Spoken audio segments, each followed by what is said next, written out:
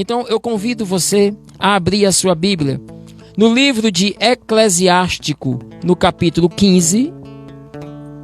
Eclesiástico, capítulo 15. A partir do versículo 12 em diante. Talvez na tua Bíblia, o livro de Eclesiástico, talvez na sua Bíblia,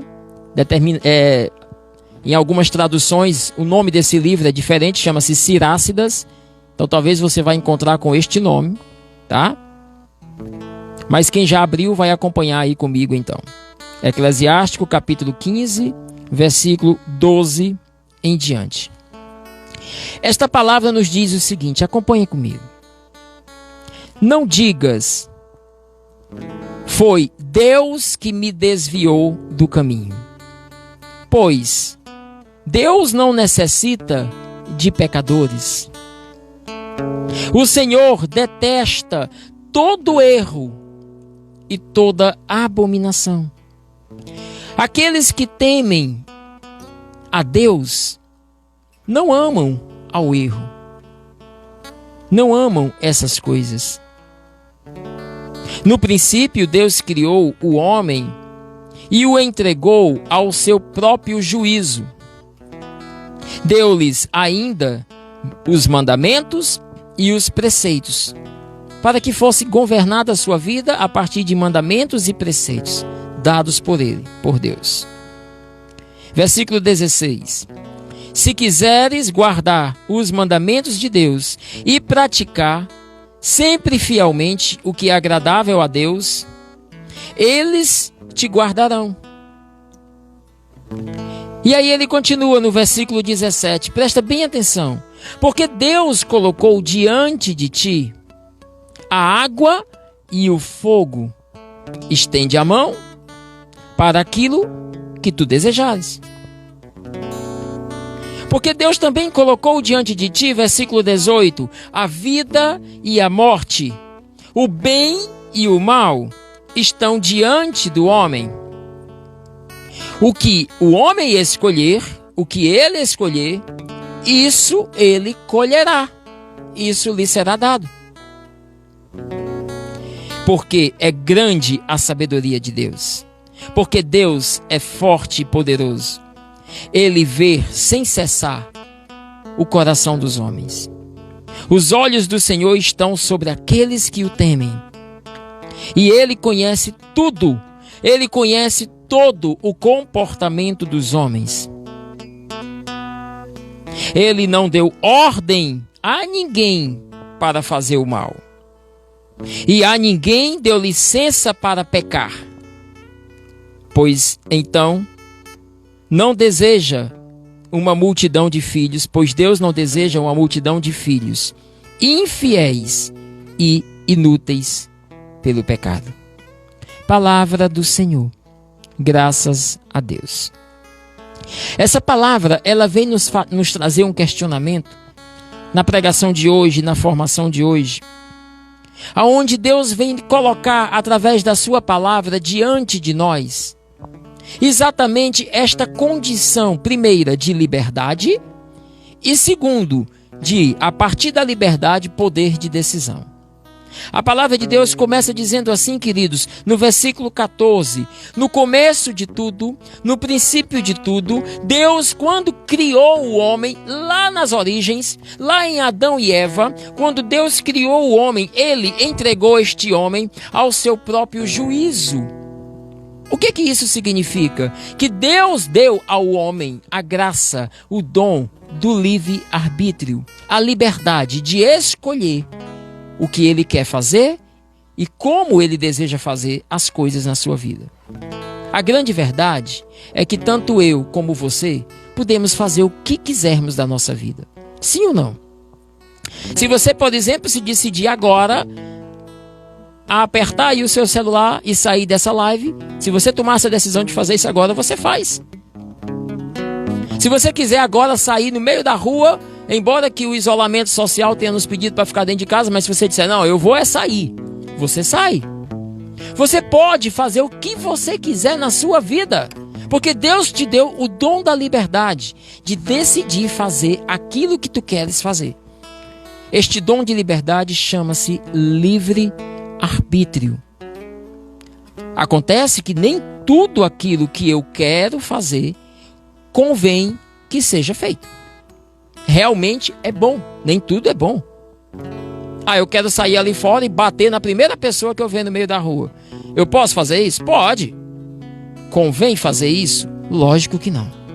Então nem tudo é conveniente de ser feito. Essa é a grande verdade. Mas eu tenho a liberdade de tudo fazer. Essa liberdade foi dada a Lúcifer, quando ele ainda era um anjo de luz, quando Lúcifer ainda não tinha se revoltado contra Deus.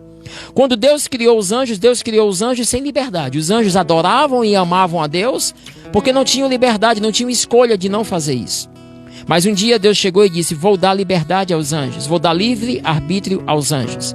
E foi no momento em que Deus deixou os anjos livres que Lúcifer tinha a liberdade, o poder de decisão de continuar adorando, louvando e servindo ao Deus vivo, ao seu Criador, ou não. E o que é que Lúcifer faz? Ele usa do seu livre-arbítrio, da sua liberdade, para se revoltar contra Deus, para tomar a decisão de querer ser igual a Deus e querer tomar o lugar de Deus. E ele leva esta decisão para outros anjos do céu, convida outros anjos do céu também a tomarem essa decisão de querer ser igual a Deus. Foi quando no céu houve uma batalha, São Miguel se levanta contra, São Miguel grita: quem como Deus vivo? E aí é quando Lúcifer é expulso do céu, o seu nome deixa de ser chamado de Lúcifer, que significa anjo de luz, passa a ser chamado de Satanás, que significa adversário, e ele é expulso do céu. Depois Deus vem e cria a natureza visível, e com a natureza visível Deus cria o homem. E da mesma maneira Deus dá a este homem, da mesma forma que deu aos anjos, Deus dá ao homem. Quando eu falo homem, entenda, eu estou falando de homem e mulher, aos filhos de Deus. Deus nos dá a liberdade, o livre-arbítrio de tomarmos a decisão que quisermos na nossa vida. Observe que lá em Gênesis capítulo 3, no início, na criação, Deus chega para Adão e Eva e diz para eles assim: vocês podem fazer o que quiserem aqui no Jardim do Éden. A única coisa que eu peço que vocês não façam é comer do fruto da ciência, do fruto da árvore que está plantada no meio do jardim. Não comam dela. E aí Deus vai embora. Mas percebam que Adão e Eva receberam de Deus o dom da liberdade, de fazer o que quiser da sua vida. Deus lhes dá um conselho, Deus lhes dá uma orientação: não faça isso, porque isso não é bom para vocês. Porém, da mesma maneira que Lúcifer, com o livre-arbítrio, tomou uma decisão errada, Adão e Eva, também seduzidos por Satanás, tomaram uma decisão errada, foram contra a orientação de Deus, e porque eram livres, Deus permitiu que eles fizessem o que quisessem. E aí, comeram do fruto da árvore que está no meio do jardim. Foi quando o pecado original entrou no mundo.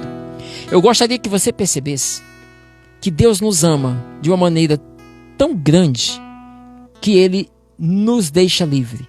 Filhos, quem ama não prende. Quem ama não é possessivo. Quem ama não coloca arreios, não coloca correntes, não coloca coleiras, amarras. Quem ama deixa livre. Quem ama deixa que o outro me ame porque ele deseja me amar e não porque eu quero que ele me ame. Deus amou e ama tanta humanidade que deixou Adão e Eva livres. E eles não souberam utilizar da sua liberdade e cometeram o primeiro pecado da humanidade, que é o pecado original. A partir daí, a vida do homem começa a se desgraçar. A partir deste momento, o homem começa a cometer 1000 pecados, 1000 coisas erradas. E essa palavra de Eclesiástico aqui, no capítulo 14, vem nos dizer isso. No princípio, Deus criou o homem, deu ao homem a graça do livre-arbítrio, do seu próprio juízo. Lhe deu mandamentos, lhe deu preceitos para que o homem viva esse mandamento, viva esse preceito. E ainda diz mais, versículo 16: se guardar os meus mandamentos, se viver fielmente e buscar fielmente aquilo que é agradável a mim, a Deus, tu mergulharás, tu viverás debaixo da minha proteção, nos diz o Senhor. Que palavra linda para nós, queridos. Mas eu quero chamar a atenção de você ao versículo 17.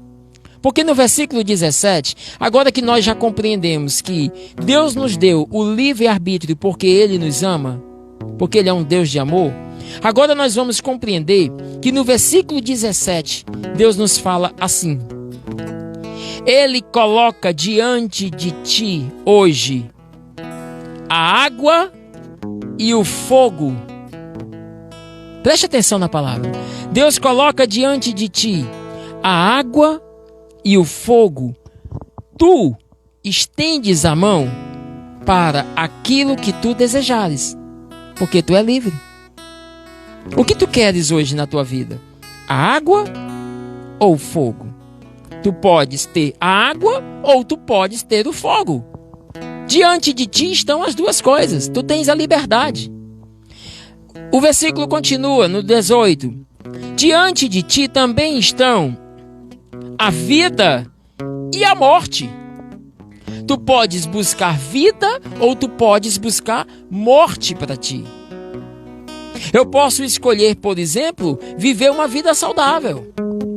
Eu posso buscar viver uma vida com exercícios físicos, com uma nutrição adequada, com uma alimentação regrada de coisas saudáveis. Mas eu posso também escolher não fazer exercício físico. Eu posso escolher também comer do que vier pela frente. Porque eu tenho a liberdade de escolher o que pode me levar para a vida ou do que pode me levar para a morte.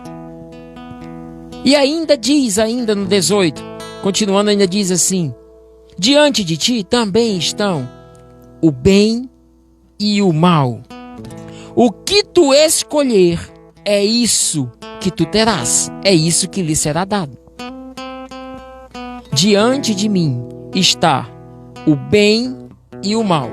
Diante de mim está a santidade e o pecado. Eu posso escolher viver uma vida com Deus ou não.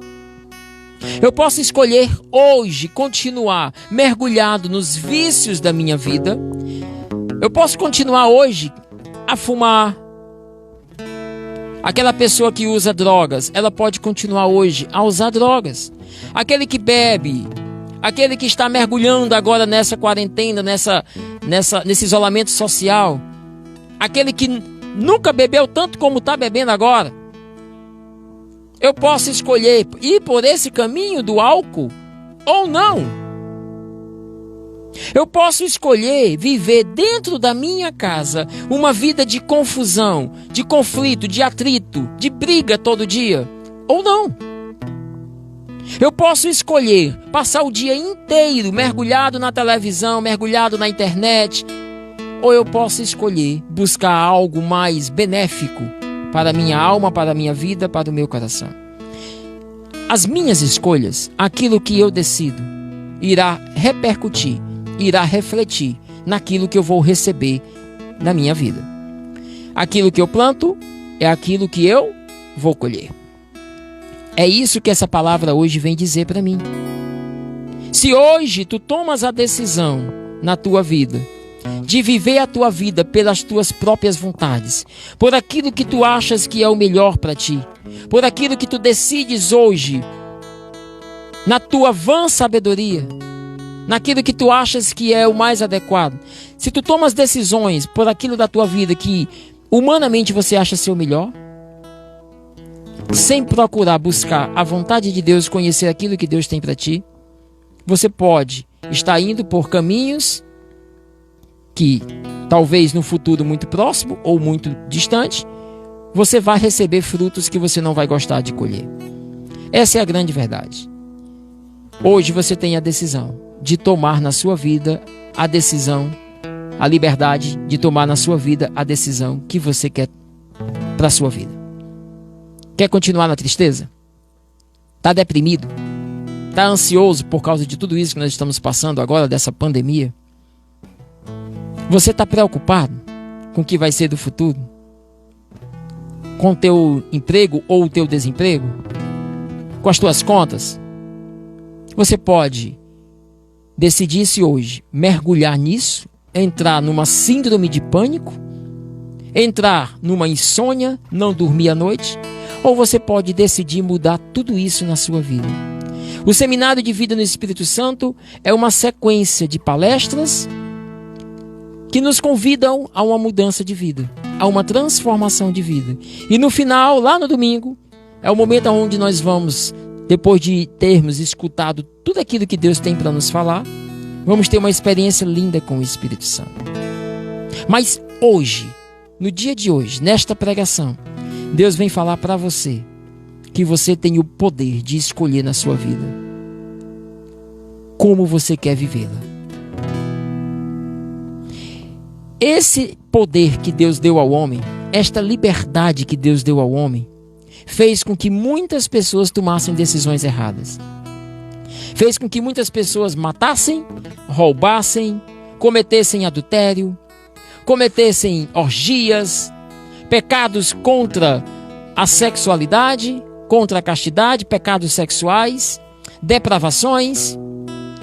Esta liberdade fez com que muitas pessoas não se decidissem pelo caminho correto por Deus e fossem se decidir pela idolatria, por falsas religiões, por falsas experiências místicas. Essa liberdade fez com que muitos escolhessem caminhos errados. E quando nós escolhemos um caminho errado, com esta decisão vem também o efeito, o prejuízo desta decisão errada na minha vida. O pecado, ele tem o poder de nos afastar de Deus. Quando eu caio em pecado, quando eu erro na minha vida, quando eu peco, quando eu cometo aquilo que não é para ser cometido diante dos olhos de Deus, é como se eu criasse sobre o meu coração uma barreira tal que Deus até quer abençoar, quer derramar a sua graça sobre a minha vida. Mas esta graça acaba que não adentrando a minha vida, porque existe um bloqueio e este bloqueio é o pecado. Eu não tenho como viver uma vida feliz, uma vida na graça de Deus, agarrado ao pecado. Se você é uma pessoa que tem um coração cheio de mágoa, cheio de rancor, raiva, ódio, tem coisas no teu passado que você não esqueceu até hoje. Aquilo que te fizeram lá no teu passado, aquela pessoa que te feriu, aquela pessoa que te traiu, aquela pessoa que perdeu a tua confiança, que te caluniou, que te maltratou, que te enganou, que mentiu para você, que cometeu injustiça contra você, que te fez infeliz, que causou tanta dor e sofrimento a você. E que lá no passado isso aconteceu e que você vem até hoje arrastando no teu coração o peso do ressentimento, o peso da mágoa, do rancor, a ferida da falta de perdão. Filho, enquanto você viver assim, a tua vida nunca vai ser plena de alegria e de felicidade. Pessoas que vivem mergulhadas no mar de pornografia, no mar de impurezas. Abre o computador, vai para um site na internet, vai buscar pornografia, vai buscar site pornográfico, vai para a televisão, vai no celular, vai em grupos, vai em vídeos. Enquanto você estiver mergulhado na pornografia, a tua vida será um mar de tristeza. O pecado tem este poder de nos afastar da verdadeira felicidade que é em Deus. Jamais poderemos entrar no céu manchados pelo pecado. Não tem como. O céu é um lugar estéril. Eu gosto de falar isso, né? Você sabe o que é um lugar estéril? Uma sala de cirurgia, por exemplo, é um lugar estéril, né? Uma pessoa, quando ela vai para uma cirurgia, ela vai ser aberta ali, os médicos vão operá-la E aquela sala, quanto mais estéril ela for, quanto mais limpa, purificado, o ar purificado, melhor vai ser para aquele paciente, para evitar que ele pegue ali uma infecção, uma bactéria, alguma coisa. Então, um ambiente estéril é um ambiente purificado. Queridos, o céu é infinitamente mais purificado, mais estéril do que uma sala de cirurgia. E eu estou falando no nível espiritual. Eu estou lhe dizendo que no céu não entra nenhuma alma com mancha de pecado. Não tem como. Então você vai me dizer assim: Marcelo, então como é que faz para uma alma entrar no céu? Ora, filhos, só entra aqueles que estiverem 100% plenamente puros. Então tem pessoas que, após a sua morte, ao receber o julgamento, a se encontrarem diante de Deus, cometeram pecados, cometeram algumas coisas na sua vida, que na hora da sua morte ainda não foram perdoadas, ainda não foram limpas, mas que pela misericórdia de Deus, essas coisas não a condenam ao inferno. E Deus não quer que essas pessoas, que essas almas vá ao inferno. Mas também elas não podem entrar no céu manchadas. O que Deus faz? Deus cria uma situação, um local, uma experiência momentânea de purificação para estas almas. Este local, esta experiência, nós católicos chamamos de purgatório. Um local onde as almas que ainda não estão 100% puras ficarão ali um período de purificação, até que possam adentrar ao céu. Então, meus filhos, ninguém poderá adentrar ao céu sem que esteja completamente puro. Agora deixa eu falar uma coisa para você, para que a gente possa ir fechando o pensamento dessa pregação. Acontece o seguinte: hoje, agora, eu e você temos a graça e temos a condição de entrarmos no céu puro. Se nesse momento aqui comigo estivesse um sacerdote e eu pudesse agora confessar todos os pecados da minha vida, uma boa confissão, uma confissão contrita, uma confissão verdadeiramente com o coração arrependido, e eu fizesse uma anamnese, eu fizesse um exame de consciência de toda a minha vida, de todo o meu passado, e colocasse tudo aqui em confissão, e recebesse do Padre uma absolvição total dos meus pecados, e imediatamente após a confissão eu tivesse a graça de me encontrar com Deus com a minha morte, possivelmente eu morreria purificado, possivelmente eu adentraria diretamente ao céu. Porque hoje eu tenho condições de, ao morrer, entrar no céu. Mas nem sempre foi assim. Hoje eu só tenho esta condição por causa de Jesus Cristo, porque Ele morreu na cruz por mim e por você. Antes de Jesus, ninguém podia entrar no céu. Mesmo que fosse uma pessoa que vivesse perfeitamente, mesmo que fosse alguém que buscasse a vontade de Deus, os mandamentos de Deus, que buscasse não pecar, fosse um justo, fosse um santo nessa terra, mesmo este não poderia entrar no céu. Porque o poder do pecado original, aquele que eu falei lá em Adão e Eva, a influência, a ação do pecado original, não permitiria que ninguém entrasse no céu. É por isso que Deus enviou seu Filho único, Jesus Cristo, para passar 3 anos conosco aqui, pregando, falando sobre a Boa Nova, sobre o Evangelho, falando sobre os ensinamentos, orientações, mandamentos para que nós vivêssemos. E depois desses 3 anos, Jesus se entrega em sacrifício vivo como cordeiro imolado. Jesus se entrega para o sofrimento do Calvário. Manso e humilde, calado, foi acusado, foi caluniado de coisas que não fez, de coisas que não falou, de coisas que não pensava, de coisas que não sentia. Foi acusado de crimes que não cometeu. E injustamente foi condenado à morte, condenado à pior das mortes, a morte de cruz. Tiraram as roupas do Senhor, bateram no Senhor com varas, cuspiram em seu rosto, fizeram uma coroa de espinhos e colocaram em sua cabeça. colocaram uma trava de madeira sobre os seus ombros e obrigaram o Senhor a carregar a sua cruz até o Monte Calvário. E ao chegar lá, o colocaram na cruz, pregaram suas mãos, pregaram seus pés. E como se não bastasse, ainda furaram o seu lado. E o que o Senhor fez? Em todo esse processo de Calvário, o que Jesus fez? No silêncio, no mergulhar no coração do Pai, nos amou e nos perdoou. E na cruz se derramou em misericórdia, em um amor que nos ama sem que nós mereçamos ser amados. No alto da cruz, Jesus ali, de braços abertos, olha para o Pai e diz: Pai, perdoa-os, porque eles não sabem o que fazem. Naquele momento o Senhor estava conquistando para mim e para você a condição, a graça de podermos entrar no céu. Antes de Jesus, ninguém podia entrar no céu.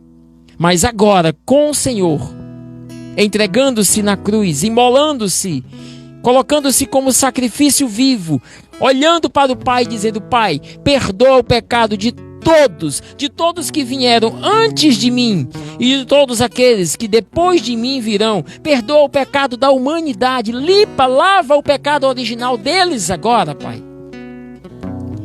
Para que eles agora possam, pelo livre-arbítrio, pela liberdade que lhes foi dada, escolher entre o bem e o mal. Escolher qual caminho querem seguir. Meu filho, antes de Jesus, nem que você escolhesse pelo bem, o caminho do bem, nem que você escolhesse o caminho do bem, você não entraria no céu por conta do poder do pecado original. Jesus vem, desce à mansão dos mortos e ao terceiro dia ressuscita, e com ele ressuscita também a graça de nos fazer livres do pecado original. Hoje eu sou livre, e você agora aí, na sua casa, onde quer que você esteja ouvindo essa pregação, diga agora para o seu coração: hoje eu tomo posse dessa palavra de Deus na minha vida, porque eu sou livre em Jesus Cristo. Verdadeiramente eu posso decidir por qual caminho eu quero andar na minha vida.